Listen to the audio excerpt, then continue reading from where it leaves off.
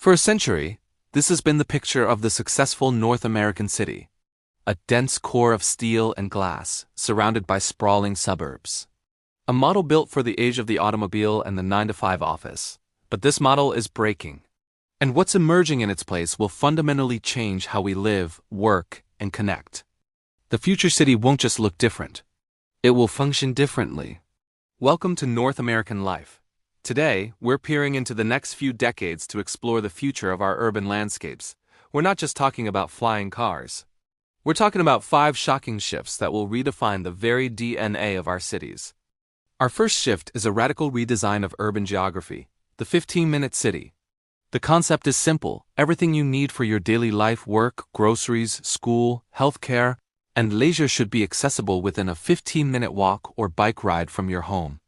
This isn't about eliminating cars, but about dethroning them. It means deprioritizing massive highways and parking lots in favor of human-scale infrastructure. Cities like Paris, France, are leading this charge, but the model is taking root in North America, from Portland to Toronto. The implications are huge. It would slash carbon emissions, combat loneliness by creating stronger local communities, and give us the most precious resource of all: time. By reclaiming the hours lost to commuting, the city of the future isn't one giant downtown. It's a constellation of complete, self-sufficient neighborhoods. The second shift takes us upwards. As cities get denser, we can't just expand outwards. We have to build smarter. The future skyline won't just be steel and glass. It will be green and blue. This is the era of biophilic design integrating nature directly into architecture. We're talking about sky parks, with rooftops transformed into public parks and community gardens. We're talking about vertical farms, using the faces of skyscrapers to grow food hydroponically, reducing the distance from farm to table and increasing food security. And we're talking about living walls, entire sides of buildings covered in vegetation, which cool the city, clean the air, and support biodiversity. This isn't just about aesthetics. It's a practical response to climate change. These buildings are more energy efficient, they manage stormwater, and they reduce the urban heat island effect that makes cities so much hotter than their surroundings. The future city won't just be in nature, it will be a form of nature. If the future is vertical, it also goes down. The most valuable real estate in the future city might be underground. We're already seeing the start of this with fiber optics and subways, but the next level is a fully integrated underground urban metabolism. Imagine a city where garbage collection is automated through pneumatic tubes, where utility lines are easily accessible in service tunnels, and where autonomous freight systems remove up to 30% of the traffic currently caused by delivery trucks.